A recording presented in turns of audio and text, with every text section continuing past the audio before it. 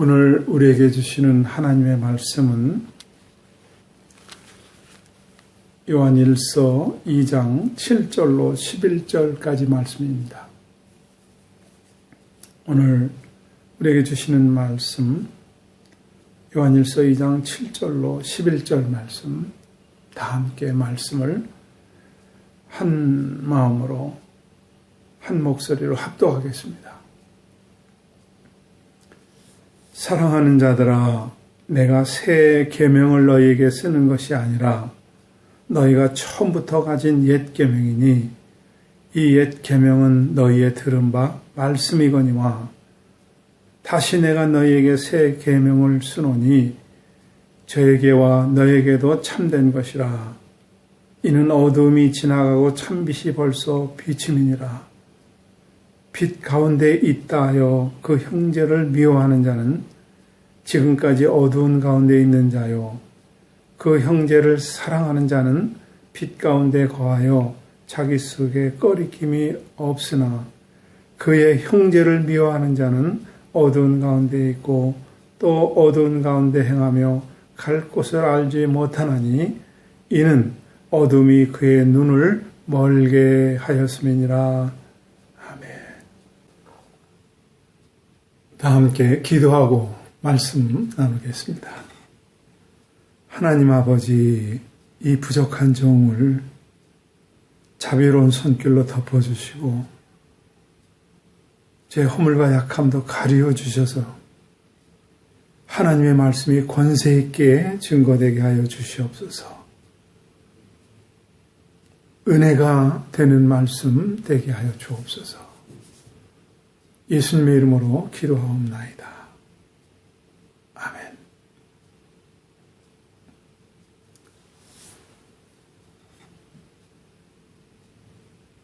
요한은 성육신 하신 하나님을 빛이 세상에 왔다 이렇게 표현합니다. 하나님의 세상에 오신 것을 빛이 세상에 왔다는 거죠.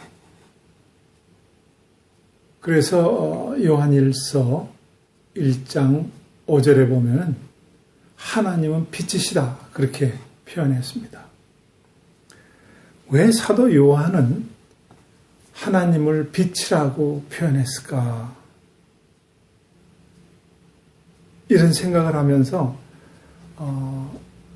출애굽 사건서부터 함께 이해해 보겠습니다. 하나님은 아브라함을 부르셨죠. 그런데 기근으로 인해서 이 백성들이 야곱 때 애굽으로 이주하죠. 거기서 400년 넘게 노예로 살다가 하나님은 모세를 불러서 이 백성을 가나안 땅, 젖과 꿀이 흐르는 가나안 땅으로 이주하는 내용이 출애굽 사건 아니겠습니까? 이스라엘 백성들은 하나님을 잘 몰라요. 그래서 가나안 땅에 가면은 가나안 7 족속들이 섬기는 그런 신들을 섬길까봐 미리 모세를 통해서 계명을 주십니다. 그때 모세를 시내산에서 광야에서 부르셔서 계명을 주실 때에 계명을 받고 내려온 모세 얼굴이 출애굽기에 보면은 34장에 보면은 얼마나 그 빛이 났는지 백성들 앞에 나올 때 모세의 얼굴에 광채가 나서 수건으로 가렸다 그랬어요. 예수님을 대면만 했어요. 그런데 얼굴에 빛이 났다는 거죠. 요한은 이 역사적인 사건을 잘 기억하고 있습니다. 근데 역사적인 사건의 기록만 아는 게 아니라 요한 자신이 예수님의 얼굴이 변형되는 사건이 마태복음 17장에 잘 나와 있습니다. 베드로, 야고보, 요한 이렇게 셋이서 한 산에 올라왔습니다. 변화산에 올랐습니다. 그럴 때에 예수님의 얼굴이 확 변하는 거예요. 예수님 얼굴이 해처럼 변하고 예수님이 입은 옷은 빗살처럼 휘어졌다 그랬어요. 목격했어요. 뿐만 아니라 반모섬에서 계시록 1장에 보면은 하나님으로부터 장차 되어질 일을 계시를 받게 되는데 사도 요한은 표현하기를 하나님의 눈은 불꽃 같고 하나님의 얼굴은 해가 힘있게 비추는 것 같다. 그렇게 표현을 했습니다. 역사적인 사건뿐만 아니라 자기가 2번에 걸쳐서 목격한 그 하나님을 표현할 때 빛 같다 그랬어요. 그 빛이 세상에 왔다는 거잖아요. 여러분, 빛은 여러 가지 속성이 있습니다만 크게 2가지로 얘기하면은 빛이 오면은 어둠은 순식간에 사라집니다. 이게 빛이에요. 또 빛이 와서 어둠이 탁 사라지면은 거기에 모든 것이 드러납니다. 이게 빛이에요. 이게 무슨 말씀인가 하면은 빛이신 하나님이 이 세상에 오면은 모든 것들이 다 드러납니다. 아무리 감춰진 것이라 할지라도 꽁꽁 싸맨 것이라 할지라도 다 드러납니다. 그런데 이 빛은 인간들의 그 마음까지도 다 드러나게 만들어요. 근데 바리새인들은 그 빛이신 예수님 앞에서 자기들을 싸맸습니다. 자기들을 드러내지 않았습니다. 오히려 위장했습니다. 그런데 세리들은 기도할 때 나는 죄인입니다. 이런 고백을 할 때 예수님이 저 세리들이 의인이라고 그렇게 지칭을 했습니다. 율법을 죽으라고 지킨 바리새인들은 화가 날 수밖에 없었습니다. 저런 죄인이 의인이라니. 이건 무슨 말씀인가 하면은 하나님 앞에서 모든 게 다 드러난다는 거예요. 빛 앞에서는 모든 게 드러난다는 거예요. 그래서 예수님을 영접하기 전에는 자백하는 것이 먼저입니다. 그리고 예수님을 영접하고 난 뒤에는 죄를 안 지으려고 결단하고 다짐하고 그리고 여러분 애를 쓰셔야 됩니다. 그런데도 육을 가진 인간들은 때로는 마귀의 유혹에 때로는 인간의 자기 정력에 의해서 죄를 짓게 돼요. 그래서 만일 죄를 지으면 하나님 앞에서 대언자가 있다는 거예요. 이게 요한일서 2장 1절의 말씀 아닙니까?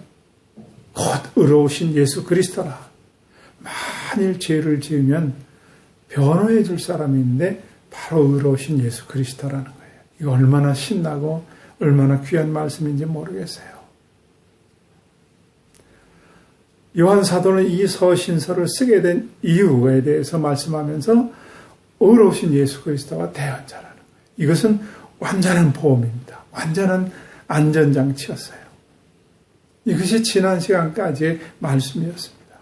그런데 오늘 요한 서신을 쓰는 이유를 또 얘기하는데 새 계명에 대해서 쓴다는 거예요.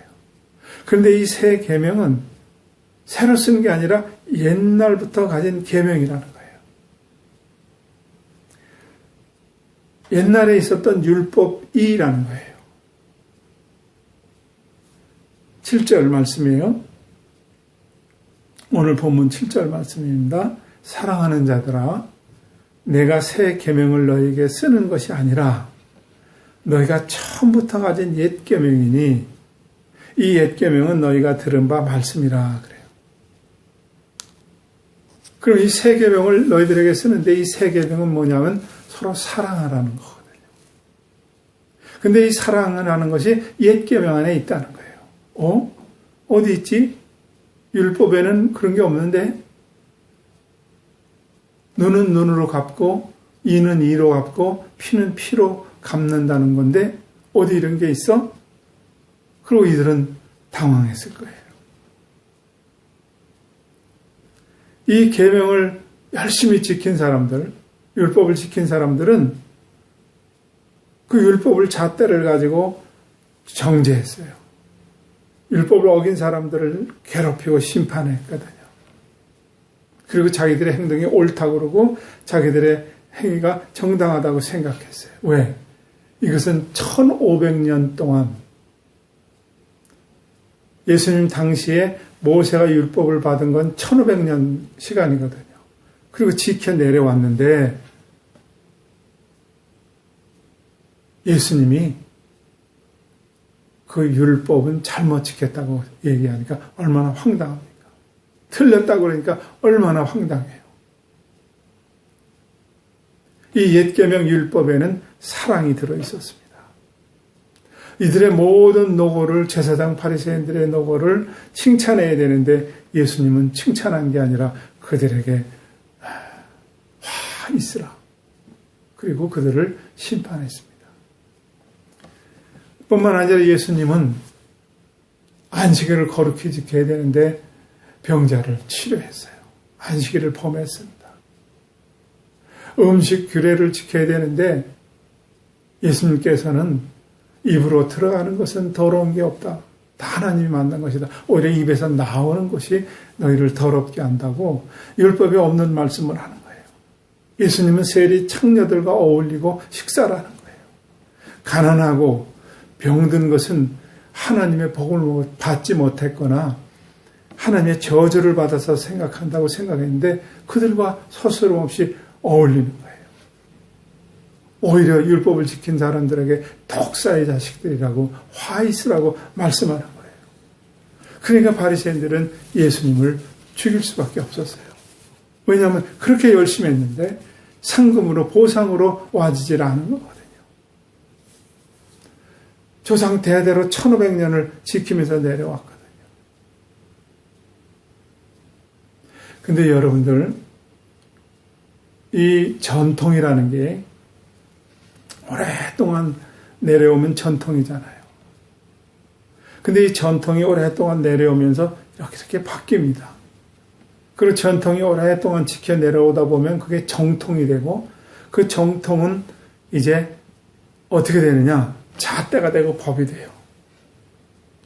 1500년 동안 이들은 하나님으로부터 받은 말씀이었기 때문에 이것을 가지고 전통을 가지고 잣대를 가지고 이것을 가지고 법을 만들었어요.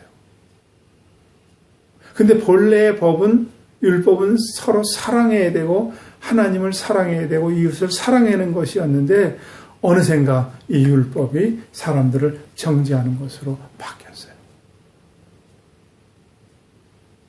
이것을 이해하는 것은 제가 여러 번 말씀을 드렸는데 아주 이것보다 더 이해가 잘 되는 게 없어서 제가 이 말씀을 또 드립니다.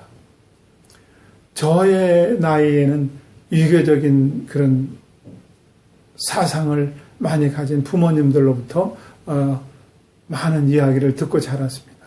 그래 유교적인 풍습이 나도 모르게 있어요.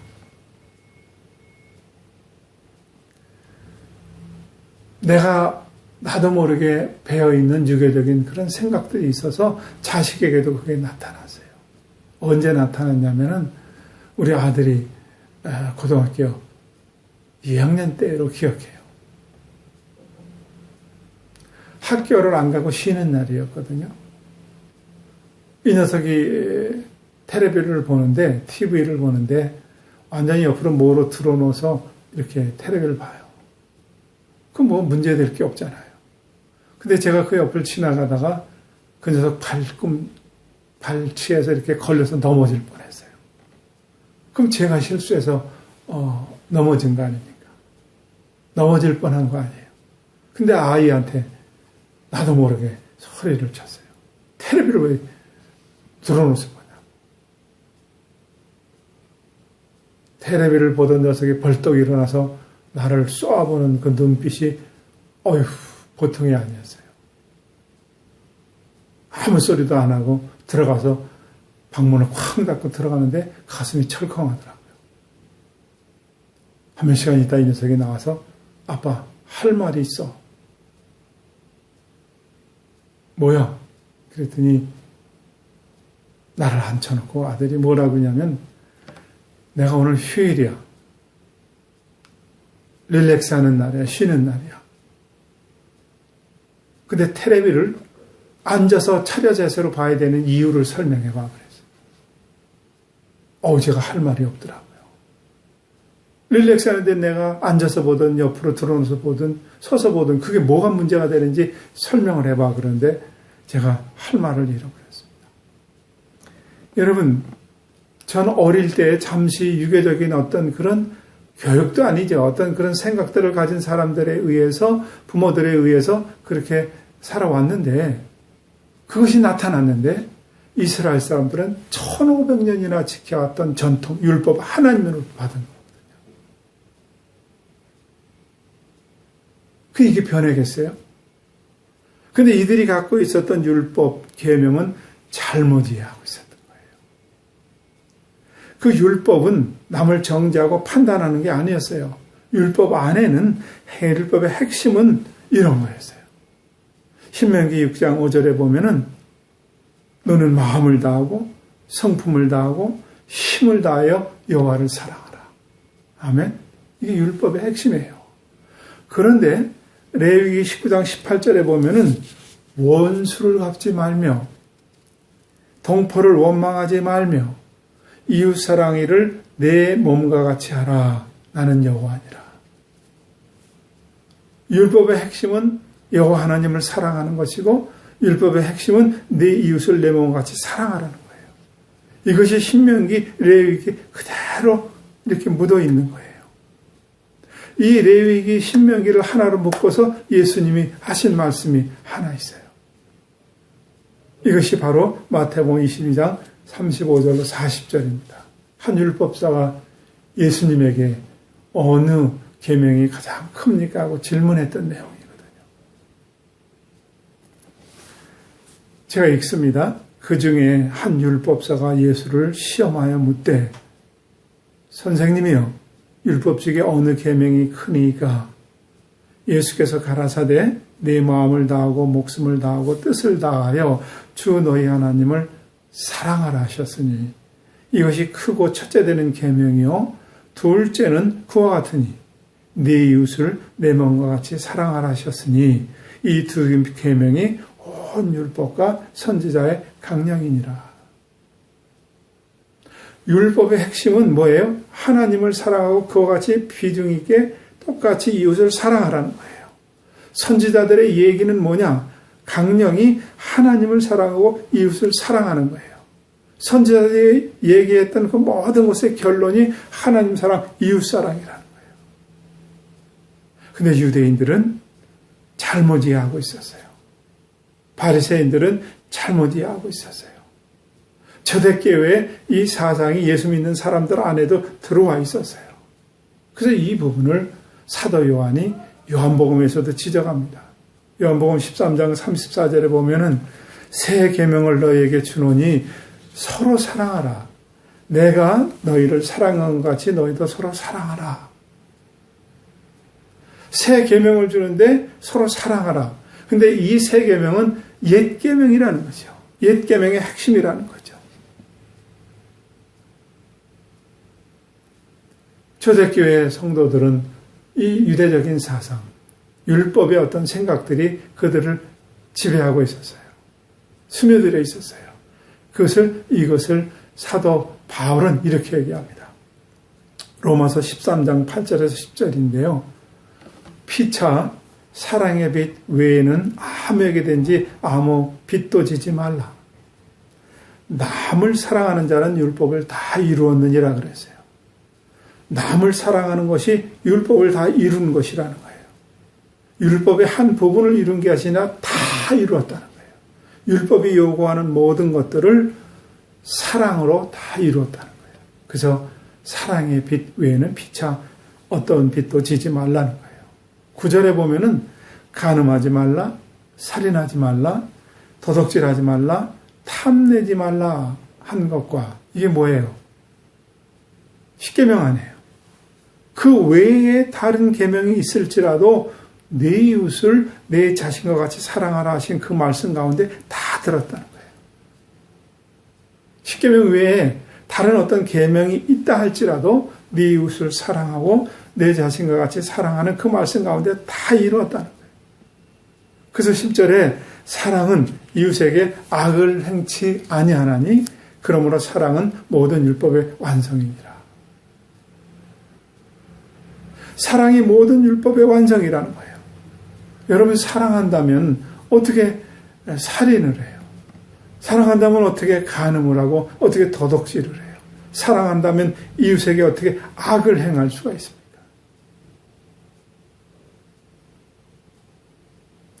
제가 말씀드린 이 내용, 바울이 얘기했던 이 내용을 요한은 본문 9절에서 빛 가운데 있다 하여 그 형제를 미워하는 자는 지금까지 어두운 가운데 있는 자요.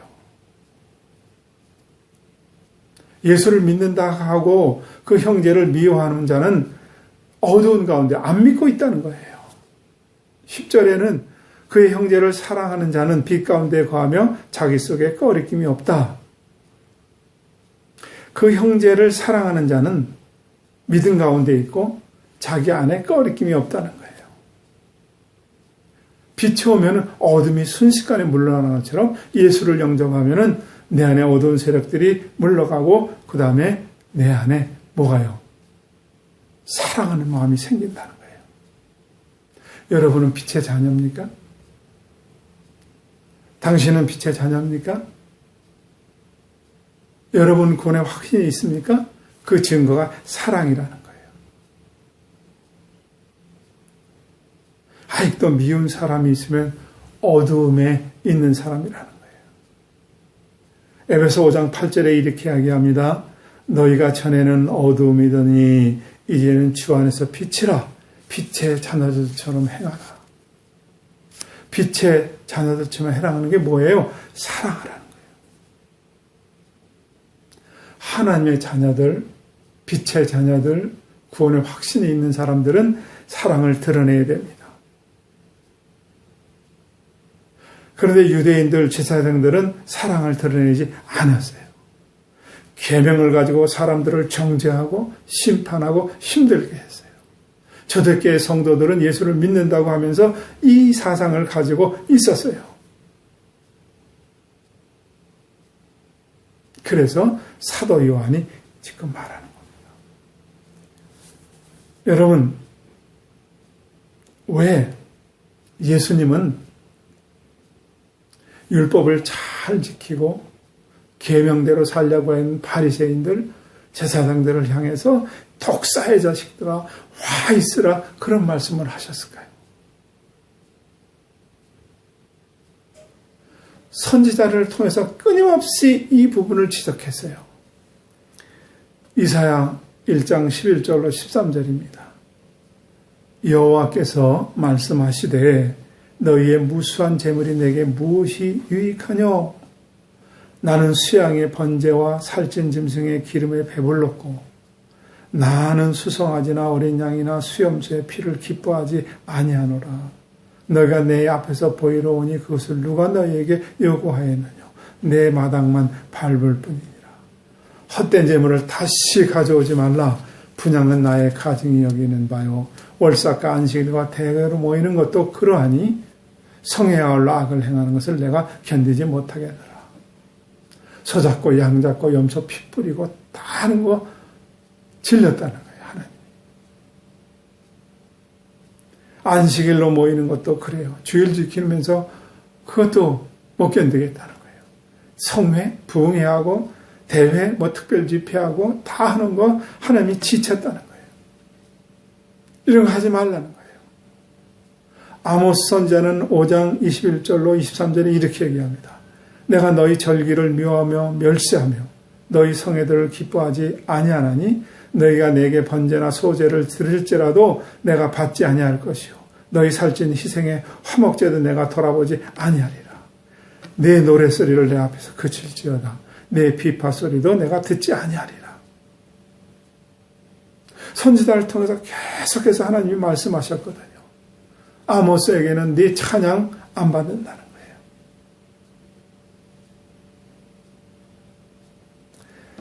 여러분, 우리는 여기서 깊이 생각해 봐야 됩니다. 한국 교회는 어느 나라 사람들보다 예배를 많이 드립니다. 주일날도 2번 드려요. 일주일 내내 새벽 기도합니다. 수요 예배 또 드립니다. 금요 차례 또 합니다. 큐티 합니다. 가정 예배 드립니다. 그것도 모자라서 구역 예배 드립니다. 예배를 그렇게 많이 드릴 수가 없어요. 찬양을 하면은 울고불고 30분, 1시간씩 찬양합니다. 기도하면 통성으로 쭉 하고 방언 기도하고 통성 기도합니다.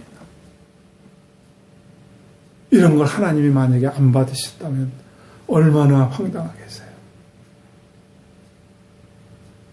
만약에 하나님이 받으셨다 할지라도 이 모든 예배와 기도와 찬양이 사랑으로 이웃에게 나타나지 않았다면 이건 헛거라는 거예요. 우리는 깊이 생각해야 됩니다. 찬양하고 기도하고 예배하는 것, 옛 계명 잘 지키는 것이 되면은 아무 소용이 없어요. 새 계명은 사랑하라로 이것이 녹아져 들어와야 된다는 거예요. 보면 11절 한번 보겠습니다. 그의 형제를 미워하는 자는 어두운 가운데 있고 또 어두운 가운데 행하며 잘 갈 곳을 알지 못하나니 이는 어둠이 그의 눈을 멀게 하였습니다. 형제를 사랑하지 않고 미워하는 자는 어둠에 있다는 거예요. 어두운 가운데 행하면서 갈 곳을 알지도 못하고 어둠이 그 눈을 멀게 해서 보지 못한다는 거예요. 형제를 미워하는 것, 형제를 사랑하지 못하는 것은 어둠이 그 눈을 멀게 했어요. 마귀가 눈을 멀게 했다는 거예요. 하나님은 빛이신데 하나님을 믿는다면 어둠의 눈을 멀게 하면 그래서 안 믿는 거 아니에요. 다시 말씀드립니다. 빛이 오면 어둠은 순식간에 사라지게 되어 있어요. 그 어둠이 사라지는 것은 어둠아 물러가라 하고 선언하는 게 아니에요.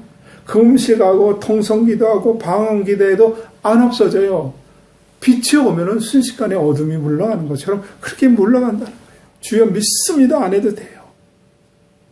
다시 말씀드린 빛이 내 안에 있다면은 이것이 어둠이 물러가고 이 빛을 가진 자는 이웃을 사랑하게 된다는 거예요. 바리새인들 종교적인 열심에도 불구하고 끊임없이 율법으로 남을 판단하고 차별하고 업신여겼습니다. 초대교회 성도들은 이 생각들이 자기도 모르게 가지고 있어서 이것을 가지고 이웃을 사랑하지 못했습니다. 그래서 요한은 이 부분을 지적하는 거예요. 현대 크리스찬들이 반드시 짚어야 될 상황이에요.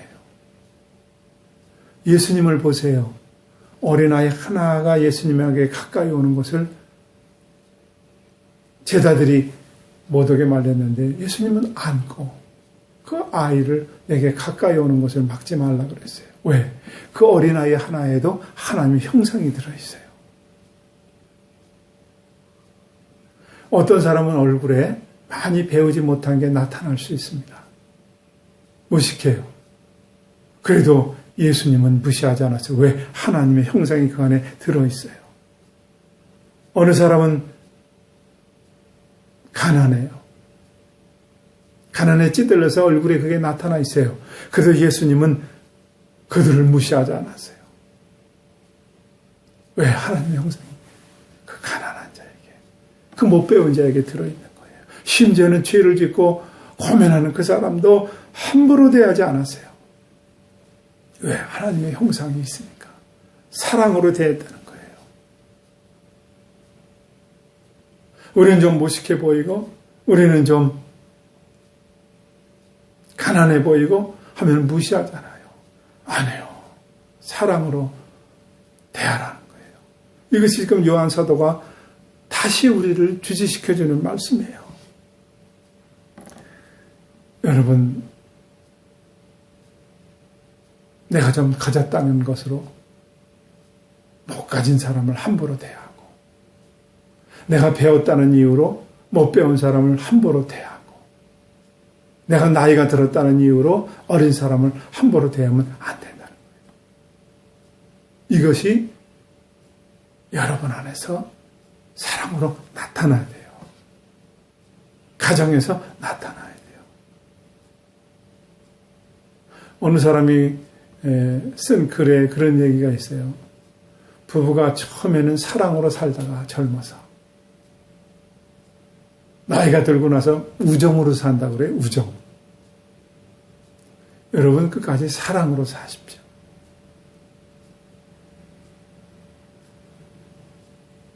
교회에서 싸움하는 사람들이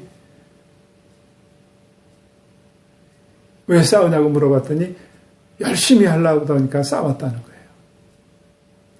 그냥 열심히 하지 마시고요. 보통으로 하세요. 그리고 싸움하지 마세요. 여러분 부부간의 사랑이, 가정의 사랑이, 교회 사랑이 이웃에게 녹아져서 들어가야 된다니까요. 이것이 흘러가지 않으면은 그것은 다 반쪽짜리예요. 이것을 지금 옛 계명, 새 계명 이것이 다시 말씀해 주는 게 아니에요. 뿐만 아니라 여러분 사랑하면은 뭐가 부수적으로 있는지 아시죠? 우리 뇌에는 베타파하고 알파파가 있다고 그러잖아요. 이 베타파는 낮에 형성되고 알파파는 밤에 수면을 통해서 형성돼서 밤에 잘 자야만 건강해야 된다는 거잖아요. 그런데 낮에도 알파파가 형성이 돼서 건강해질 수 있는 게 뭐예요? 사랑하면은 알파파가 증가된다는 거잖아요. 기쁨으로 가득 차서 낮에 있으면 그것이 알파파가 형성이 돼서 건강해진다는 거예요. 그러니까 남을 사랑하고 기쁨으로 살아갈 때 건강도 챙기시고 사랑을 이웃에게 나눠주면서 하나님의 영광도 드러내고 이 삶을 살라는 거예요. 지금 사도 요한은 서신을 통해서 이걸 우리에게 주시는 거거든요.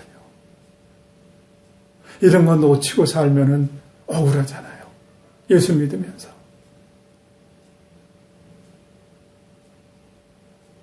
우리는 다시 한번 하나님 말씀을 깊이 묵상하고 하나님의 말씀의 핵심을 우리는 마음속에 다시 새겨서 하나님께 영광을 드리고 이 세상에는 선한 영향력을 나타내야 되잖아요.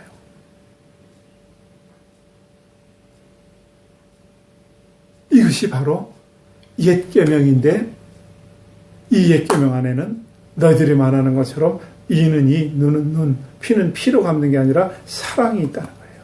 핵심은 사랑이라는 거예요.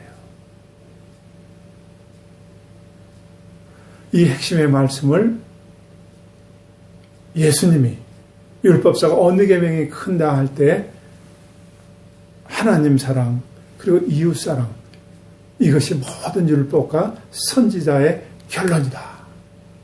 이 말씀이거든요. 여러분 사랑을 나누면서 사랑을 흘려보내면서 여러분이 예수 믿는 것들을 나타내고 하나님께 영광 돌리는 우리 교회 성도들 될 수 있기를 주님의 이름으로 축원합니다. 기도하겠습니다. 하나님 아버지, 제가 준비한 것은 여기까지입니다. 나머지는 하나님이 역사하여 주시옵소서. 하나님 말씀이 기억나고 사랑을 베풀어야 될 때 삶에 적용하는 그런 성도들의 삶을 통해서 하나님께 영광을 돌리고 이웃에게 복음을 전하는 큰 걸음들이 되게 하여 주옵소서. 예수님의 이름으로 기도하옵나이다.